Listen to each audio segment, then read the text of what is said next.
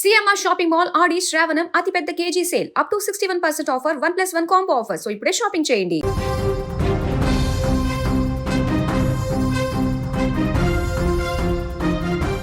YCP నేత మాజీ మంత్రి జోగి రమేష్ కుటుంబ వివాదం గత కొన్ని రోజులుగా సోషల్ మీడియాలో హల్చల్ చేస్తున్న సంగతి మనందరికీ తెలిసిందే. తాజాగా ఈ ఘటనలో ఆయన కోడలు మేఘన సంచలన ఆరోపణలు చేశారు. విజయవాడలో ఏర్పాటు చేసిన ప్రెస్ మీట్లో ఆమె మాట్లాడుతూ కన్నీటి పర్యంతమయ్యారు. తన జీవితంలో ఇలాంటి పరిస్థితి వస్తుందని నేనెప్పుడూ అనుకోలేదని, తన పైన జరుగుతున్న అన్యాయం పైన ధైర్యంగా నిలబడి మాట్లాడే స్థాయికి వచ్చినందుకు తనపైన తనకే గర్వంగా ఉందన్నారు. తల్లిదండ్రులు ఎంతో నమ్మకంతో జోగి రమేష్ కుటుంబానికి ఇచ్చి పెళ్లి చేశారని, కానీ ఈ వివాహం నిలబడేది కాదని తెలిసి కూడా ఒక ఆడపిల్ల జీవితాన్ని నాశనం చేశారని ఆమె ఫైర్ అయ్యారు. ఇంతకు ప్రెస్ మీట్లో ఆమె ఏం మాట్లాడారో ఒకసారి చూద్దాం. ఇప్పుడు ఇన్ని డేస్ నుంచి సపోర్ట్ చేసిన నా మీడియా వారందరికీ ఫస్ట్ ప్రతి ఒక్కరికి పేరు పేరుగా నేను థ్యాంక్స్ చెప్పుకుంటున్నానండి. ఎందుకంటే ఒక ఆడపిల్లకి అన్యాయం జరిగినందుకు మీరందరూ కూడా ఇన్ని రోజుల నుంచి నాకు సపోర్ట్ చేసి నాకు స్టాండ్ తీసుకొని నా గురించి అన్యాయాన్ని మీరు మీ ద్వారా ప్రజలందరికీ తెలియజేసినందుకు నాకు ఫస్ట్ మీ అందరికీ కృతజ్ఞతలు తెలుపుకుంటున్నాను. అయితే ఇప్పుడు నేనేమీ పెద్ద ఇట్లా ప్రొఫెషనల్ ఏం కాదండి. ఒక ఆడపిల్లకి, మీ ఇంటి ఆడపిల్లకి అన్యాయం జరిగితే ఎట్లా అయితే ఎక్స్ప్రెస్ చేస్తుందో అదేవిధంగా నాకు జరిగిన అన్యాయాన్ని ఖచ్చితంగా మీ ముందుకి జరిగిన అన్యాయాన్ని, జరిగిన వాస్తవాల్ని మీ అందరి ముందు మీ ద్వారా తెలియజేయాలని ఇవాళ ఇక్కడికి రావడం జరిగింది. ఇక్కడికి వస్తున్నందుకు ఇలాంటి రోజు ఒకటి నాకు వస్తుంది అని కూడా నేను అనుకోలేదు. ఇక్కడ రావడము, ఇలా అన్యాయం జరిగి ఇట్లా అందరి ముందు మాట్లాడడం కూడా ఒక ఆడపిల్లగా చాలా ఫస్ట్ బాధాకరంగా ఉంది. నాకు జరిగిన ప్రాబ్లమ్స్, అన్యాయం అన్నీ కూడా నేను ఎదుర్కొని గట్టిగా నిలబడి ఇప్పుడు మీ అందరి ముందు నేను ఇది పెడుతున్నందుకు నేను గర్వంగా ఫీల్ అవుతున్నాను. ఎందుకంటే ప్రతి ఒక్క ఆడపిల్ల కూడా అన్యాయం జరిగితే లోపల కుమిలిపోయి కూర్చోకూడదు. ప్రతి ఒక్కరు బయటికి వచ్చి మాట్లాడాలి. మాట్లాడితేనే వాళ్ళకి ముందుగా నా పేరు మేఘన.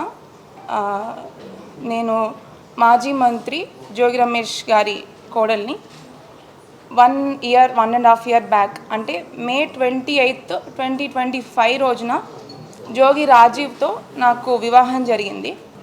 అందరు తండ్రులు ఎట్లా అయితే తన అమ్మాయి, తన కూతురు హ్యాపీగా ఉండాలి అని చెప్పి ఎట్లయితే పెళ్లి చేశారో, మా డాడీ కూడా నేను హ్యాపీగా ఉండాలి అని చెప్పి ఎంతో కష్టపడి తన స్తోమతకి మించి కూడా నేను హ్యాపీగా ఉంటాను ఆ ఇంటికి వెళ్తే అని చెప్పేసి జోగి రమేష్ గారి మీద నమ్మకంతో ఆ ఇంటికి నన్ను అప్పచెప్పాడు. కానీ ప్రతి ఆడపిల్లలాగానే నేను కూడా ఎన్నో ఆశలతో హ్యాపీగా ఉంటాను, ఒక కొత్త జీవితం ప్రారంభిస్తున్నాను అని చెప్పేసి ఎన్నో ఆశలతో నేను కూడా అడుగుపెట్టాను.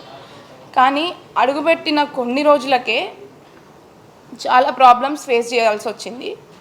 కానీ ఫస్ట్ నేను చెప్పదలుచుకున్న విషయం ఏంటంటే, ఎవరైనా పెళ్ళి ఎందుకు చేస్తారండి? హ్యాపీగా ఉండాలి వాళ్ళ అమ్మాయి అబ్బాయి అని చెప్పి పెళ్ళి చేస్తారు. బట్ జోగి రమేష్ గారు చేసిన ఉద్దేశం రాంగ్. ఫస్ట్ థింగ్ ఏంటంటే, ఒక పెళ్లి చేసుకున్న తర్వాత ఇద్దరి మధ్యలో గొడవలు వచ్చి విడిపోవడం అనేది కంప్లీట్ డిఫరెంట్ స్టోరీ. బట్ నా పెళ్ళి అట్లా జరగలేదు. ఇది ఉండే పెళ్ళి కాదు అని చెప్పి అతని కొడుకుకి ఉన్న ప్రాబ్లము ముందే అతనికి తెలిసే, ఖచ్చితంగా వాళ్ళ కుటుంబం మొత్తానికి తెలిసే నాకు ఈ పెళ్ళి చేశారు. ఖచ్చితంగా అది నేను 100కి 100% చెప్పగలను. పెళ్ళికి ముందు ఇలా తెలిసి ఒక అమ్మాయి గొంతుని కోయడం అనేది చాలా పెద్ద నేరము. ఇట్లా ఇప్పుడు తనకు కూడా ఒక కూతురు ఉంది, తనకు కూడా ఖచ్చితంగా కూతురు ఉంది. తన కూతురు కూడా ఇట్లా జరిగితే ఏం చేస్తారు? ఇప్పుడు ప్రజలందరికీ సహాయం చేసే ఒక వ్యక్తి, పబ్లిక్ పర్సన్, అతను పబ్లిక్ నాయకుడు. మరి తన ఇంట్లో ఆడపిల్లకి అన్యాయం చేశాడు తనే. మరి ఏం చేద్దాం అనుకున్నాడు ఆయన? ఏ ఉద్దేశంతో పెళ్లి చేశాడు? అండ్ నిన్న జోగి రమేష్ గారు జరిగిన ప్రెస్ మీట్లో ఒక విషయం చెప్పాడనమాట. మా ఇద్దరి మధ్యలో మనస్పర్ధలు గొడవలు రావడం వల్ల డిస్టర్బెన్సెస్ వచ్చి వాళ్ళు ఏదో విడిపోతున్నారు, బట్ ఇప్పుడు కూడా కలిసి ఉండాలని అనుకుంటున్నాను అంటున్నాడు. అసలు మా ఇద్దరి మధ్యలో ఏం గొడవలు వచ్చాయి? అసలు ప్రాబ్లం ఏంటి? నేను చేసిన తప్పేంటి?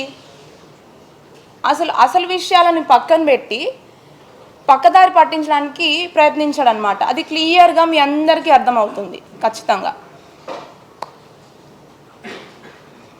ఇప్పుడు అసలు నిన్న మాట్లాడిన దాంట్లో